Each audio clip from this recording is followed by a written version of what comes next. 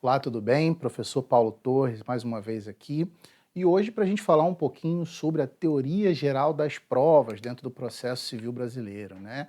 Então, a prova, né, que é um elemento extremamente importante dentro da lide, porque ela tem como objetivo exatamente formar o convencimento do magistrado sobre a dinâmica dos fatos que estão ali postos em litígio. Ela tem toda uma ritualística, toda uma processualística própria a ser observada, a ser obedecida, para que as provas possam ser utilizadas dentro do processo, né? Então, olha ali, em sentido amplo, falando de introdução, de definição já, em sentido amplo, a gente chama de prova todo elemento trazido ao processo para contribuir com a formação do convencimento do juiz a respeito da veracidade das alegações concernentes aos fatos da causa. Então, durante o processo, as partes vão apresentar em fases diferentes e sob formas diferentes, diferentes elementos que têm o intuito, o condão de convencer, de formar o convencimento do magistrado sobre o objeto. E isso é extremamente importante, não é algo menor, porque lembremos, toda decisão judicial carece de fundamentação. E pelo princípio do livre convencimento motivado, o magistrado pode formar o seu convencimento a partir de quaisquer das provas que sejam apresentadas no processo, devendo naturalmente dizer por que adota a postura que vier a adotar, valorando uma prova com mais peso em detrimento de outra, né? Mas isso a gente vai aprender ao longo desses nossos encontros que irão se seguir. Então tá lá, conceito. O termo prova pode ser empregado em dois diferentes sentidos, um sentido subjetivo e um sentido objetivo. Em seu sentido objetivo, prova é qualquer elemento trazido ao processo para tentar demonstrar que uma afirmação é verdadeira. Então, um documento é uma prova em sentido objetivo, um depoimento, uma prova em sentido objetivo, uma perícia é uma prova em sentido objetivo, tá? Então, o elemento que eu trago ao processo eu chamo de prova em sentido objetivo. Do ponto de vista subjetivo, no entanto, a prova é o convencimento de alguém a respeito da veracidade da alegação.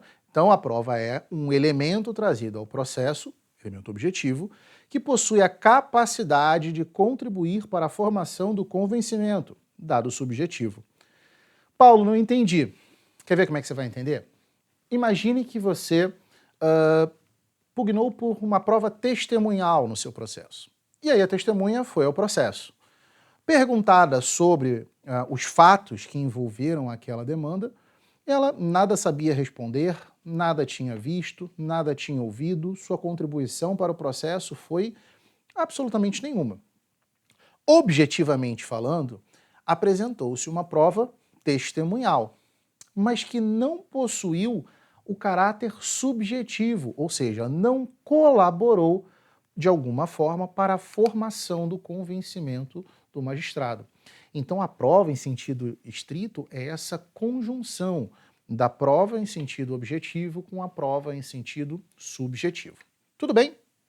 Então olha lá, através das provas o juiz reconstitui os fatos da causa e com isso produz uma decisão que, com a participação em contraditório de todos os atores do processo, se mostra mais ajustada para o caso concreto. É através da atividade de produção e valoração da prova, portanto, que o processo de conhecimento poderá adequadamente produzir os resultados que dele são esperados. Aqui a gente já começa com um primeiro elemento bastante importante. O contraditório e a ampla defesa, tão caros ao processo brasileiro, estão fundamentalmente presentes nessa fase de instrução, de dilação probatória, né? Não é possível, por exemplo, que nenhuma das partes traga um elemento probatório ao processo sobre o qual não se dê a oportunidade de seu ex-adversus falar, contraditar, impugnar, como a gente vai ver mais à frente, tá? Então, é de extrema importância que a gente saiba que as provas no processo civil brasileiro são produzidas em contraditório. Olha lá, o direito da parte produzir provas resulta diretamente da garantia constitucional do contraditório, e é por intermédio deste direito que a parte participa efetivamente do procedimento de formação da decisão com influência na formação do resultado. Quer ver um exemplo? Petição inicial apresentada. Com essa petição inicial, alguns documentos foram juntados e a parte, não foi realizada uma audiência de conciliação ou mediação com êxito, a parte ré apresentou sua resposta, e essa resposta veio na forma de uma contestação, que trouxe fatos novos, que trouxe documentos, que trouxe outros elementos. Esses fatos novos, esses elementos trazidos pelas provas carreadas aos autos pelo réu, podem ser suficientes para, por exemplo, dar direito à parte autora não só a se manifestar em réplica, como também juntar novas provas sobre esses novos fatos. Inicialmente, ela juntou provas sobre aquilo que alegou. A gente vai falar um pouquinho mais à frente sobre como funciona o ônus da prova, então vocês vão entender. Mas, inicialmente, a parte autora só juntou provas que corroboram as suas alegações. O réu apresentou a sua manifestação e algumas outras provas que corroboram as suas alegações. Só que essas alegações do réu geraram outros fatos que não foram objetos da petição inicial da parte autora. Então a parte autora terá a oportunidade não só de se manifestar, como também de juntar novas provas aos autos nesse sentido, tá? Então vamos lá, olha para o quadro. Considerando a dupla dimensão do conceito de prova, objetivo e subjetivo, como a gente já viu, é preciso destacar que um grande volume de provas no sentido objetivo não necessariamente conduz à procedência de uma alegação, sendo certo que o magistrado pode, por exemplo, julgar essa demanda improcedente por falta de provas. Imagina que você juntou provas documentais, apresentou testemunhas, teve o seu depoimento pessoal e ainda assim o magistrado julgou o seu pedido improcedente e a fundamentação dele é de falta de provas. Você vai falar, Paulo, isso é impossível, eu trouxe diversos meios de provas aos autos. Aí a gente precisa lembrar do comecinho da nossa aula. Você trouxe várias provas em sentido objetivo. Como nenhuma dessas provas colaborou com a solução do conflito, ou seja, não alcançaram a dimensão subjetiva da prova, o magistrado pode sim arguir e alegar que não houve prova suficiente que corroborasse o direito da parte autora. Então, para que se possa falar em provas em sentido jurídico, é preciso que esses elementos estejam aptos a formar o convencimento do magistrado. E para isso, as partes dispõem de um rol de meios probatórios, conforme dispõe o artigo 369 do Código de Processo Civil. Olha lá, artigo 369. As partes têm o direito de empregar todos os meios legais, bem como os moralmente legítimos, ainda que não especificados nesse código, para provar a verdade dos fatos em que se funda o pedido ou a defesa e influir eficazmente na convicção do juiz. Olha que legal, o código falou, as partes têm o direito de empregar todos os meios legais, traduzindo, todos os meios que estejam previstos na lei, bem como os moralmente legítimos. Pode ser que exista algum meio de prova, alguma forma de provar o que aconteceu naquela dinâmica que não esteja prevista expressamente no código. E isso, desde que seja moralmente legítimo, pode sim ser utilizado, tá? E aí a gente precisa entender, então, já que as formas de provar o seu direito são tantas, a gente precisa entender a quem cabe provar o que no processo civil brasileiro. E a isso a gente vai dar o nome de ônus probatório, tá? Ônus probatório a expressão ônus probatório vai se referir a quem cabe provar as alegações depreendidas numa relação jurídica processual naquela dinâmica em específico. Paulo, eu sempre ouço essa palavra ônus. Como é que funciona? Por que ônus, né? Por que não obrigação? Por que não dever?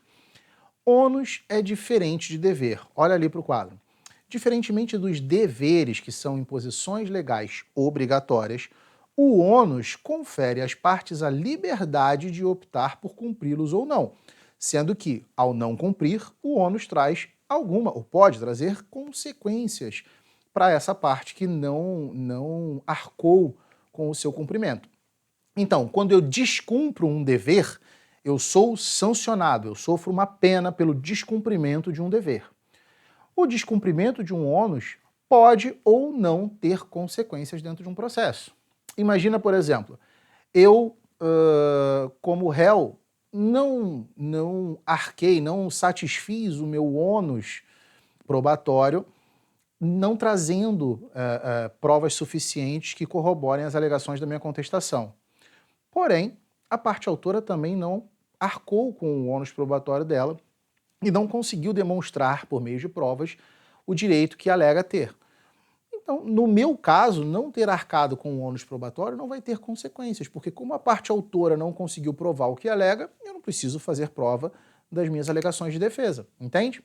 Olha lá, o ônus probatório no processo civil brasileiro está estabelecido em regra no artigo 373, que dispõe assim: o ônus da prova incumbe, inciso 1, ao autor quanto ao fato constitutivo do seu direito.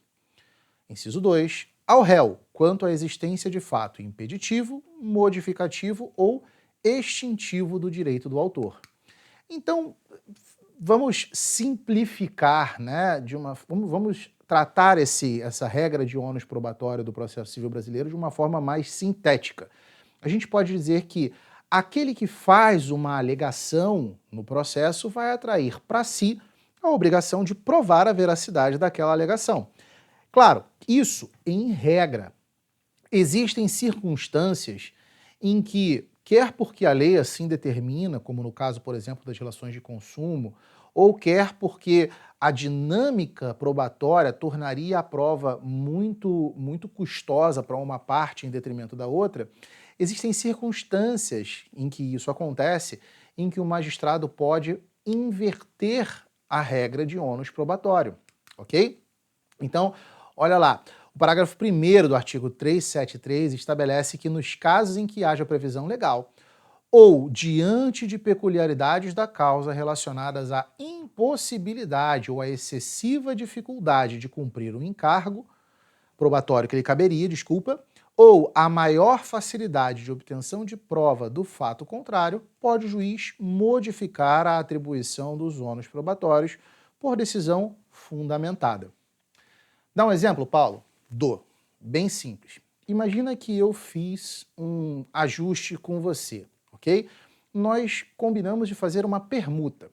Eu enviaria um bem específico para sua casa e você, em troca, deveria enviar um outro bem para mim. Quaisquer que sejam esses bens objetos de uma permuta. Pode ser um videogame, ok? Nós vamos trocar de videogames. Eu efetivamente enviei pelo correio e fiz a entrega para você desse bem especificado na nossa relação. Você, por outro lado, não me entregou o bem que foi objeto desse ajuste. Imagina que eu vou entrar com a ação. E aí, a minha alegação é: Excelência, a parte contrária não cumpriu com o dever de entrega que lhe cabia e não entregou o bem especificado. Como eu vou provar a não entrega? Tem até um meme bem engraçado na internet rolando, que uma atendente pediu para um cliente, né, para fazer prova. Você tem alguma prova de que o produto não foi entregue? E ela mostrou uma mão vazia, assim, olha, realmente, ó, não tem nada aqui na minha mão, não foi entregue. Porque a prova negativa, de fato, ela é muito dificultosa. Então, nessa dinâmica, o que acontece? Eu provo a verossimilhança das minhas alegações até onde eu posso.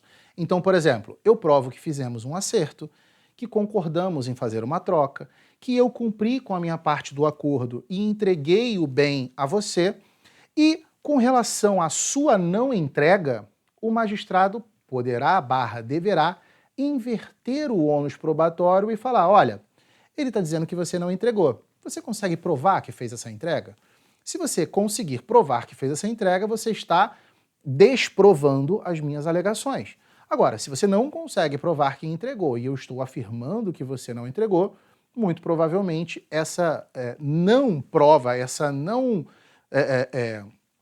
não cumprimento do seu ônus probatório vai advogar em seu desfavor, ok?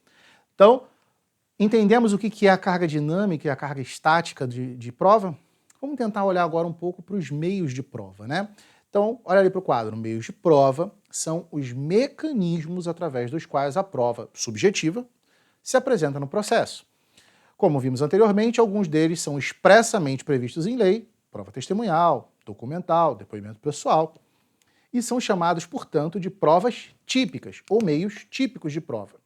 Mas além desses meios típicos de prova, existem outras provas possíveis. Desde que elas sejam moralmente legítimas, podem ser apresentadas no processo quaisquer meios de prova. E a esses meios de prova que não estão previstos no código, a gente chama de provas atípicas. Então, por exemplo, o CPC não especificou o print screen como uma prova processualmente aceitável. Mas, dentro de uma dinâmica da contemporaneidade em que muitas coisas são feitas no meio digital, o print screen, sob determinadas condições, é preciso salientar, pode sim ser utilizado, por exemplo, como meio de prova. É imprescindível, no entanto, que os meios de prova, sejam eles típicos ou atípicos, sejam moralmente legítimos. E isso diz respeito não só ao meio de prova, mas também o meio de obtenção dessa prova em específico. Olha ali para o quadro. Sendo assim, não se pode admitir como prova, por exemplo, uma confissão, que é uma prova típica, obtida através de constrangimentos causados pelo juiz ao confitente. Essa seria uma prova típica, porém moralmente ilegítima. A prova típica, moralmente ilegítima, será, num processo, inadmissível. Então a gente tem que cuidar da moralidade do meio de prova, mesmo quando estivermos falando de provas típicas. Tudo bem?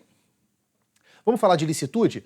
A gente não deve confundir, no entanto, as provas moralmente ilegítimas com aquelas que são verdadeiramente ilícitas. Olha para o quadro. As provas ilícitas são aquelas obtidas ou produzidas por meios que violam a lei, especialmente os direitos e garantias fundamentais. Essas provas são inadmissíveis no processo por ofenderem princípios constitucionais como a legalidade, privacidade, intimidade e dignidade da pessoa humana. Então, por exemplo, se eu roubo um documento ou um determinado bem para apresentá-lo em juízo, a forma de obtenção foi ilícita e, logo, essa prova também será ilícita e, portanto, não será admitida no processo em questão. Tudo bem? Temos também um instituto bastante interessante no processo civil brasileiro chamado prova emprestada. Olha lá, a prova emprestada foi introduzida no processo civil brasileiro e ela consiste na utilização de uma prova que foi originalmente produzida e validada em um outro processo judicial para ser utilizada nesse processo. Então, literalmente, você vai pegar uma prova que já foi colhida, já foi analisada, já sofreu até mesmo contraditório em uma outra relação jurídica processual e vai tomar essa prova emprestada para o processo em que você está, fazendo com isso que economizemos atos processuais, economizemos diligências, né? Então, sempre a gente pode sempre recorrer a provas emprestadas de outras relações jurídicas processual, mas para isso é preciso que a gente observe alguns elementos. Olha lá para o quadro. Primeiro, identidade ou conexão de partes e objetos, tá? Não é um requisito que essa identidade seja absoluta, conforme consta do informativo 543 do STJ, mas naturalmente vai facilitar a admissibilidade porque vai dispensar o refazimento do contraditório. Então, se eu tenho uma prova, um depoimento pessoal em um outro processo em que eu litigo contra você e agora de novo estamos litigando neste processo, uma relação semelhante, mas que tem conexão com aquele depoimento, eu posso perfeitamente pedir a prova emprestada porque há uma identidade de objeto e, há uma conexão de partes e uma conexão de objeto. Pertinência e relevância. A prova emprestada deve ser pertinente e relevante para o novo processo. Então, não adianta eu pegar, por exemplo, eu estou num processo de divórcio, né? Não adianta eu pegar um processo que fale sobre... deponha contra a moral, por exemplo, do meu ex-adverso, né? De repente um processo criminal ou alguma coisa parecida, para dizer assim, olha, tá vendo a índole dessa pessoa? Isso não é pertinente, isso não é relevante, não deve haver aproveitamento nesse sentido.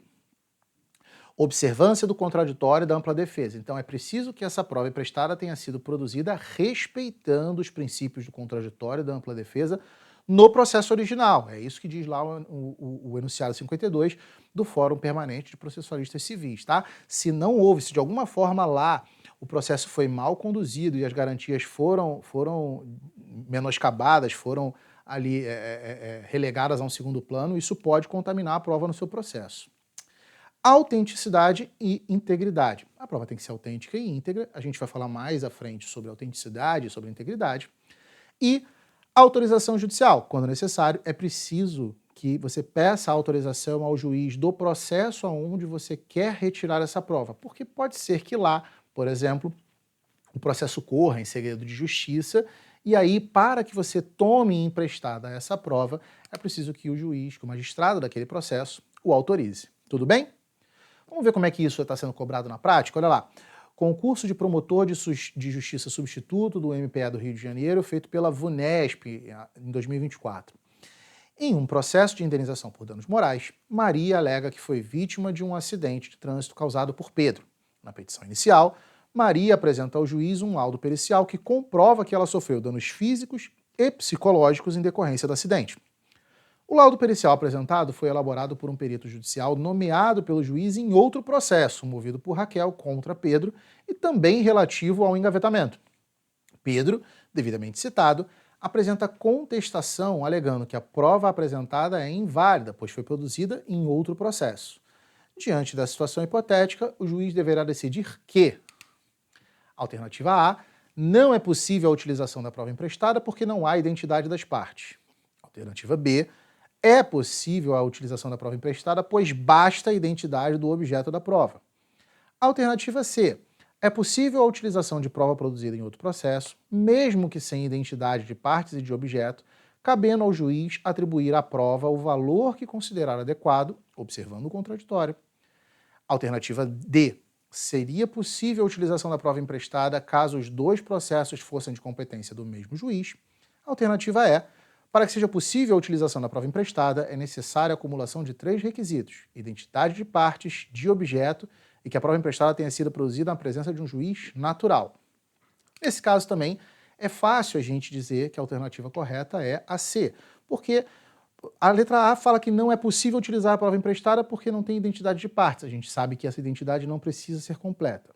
A B fala que é possível porque basta a identidade do objeto. Também não é essa a dinâmica que corrobora. A D diz que seria possível a utilização da prova caso fosse produzida sob a competência do mesmo juiz. Essa não é uma exigência da lei. A letra E fala que é possível a utilização, para ser possível é preciso acumular 3 requisitos: identidade de parte, de objeto que tenha sido produzido na presença de um juiz natural.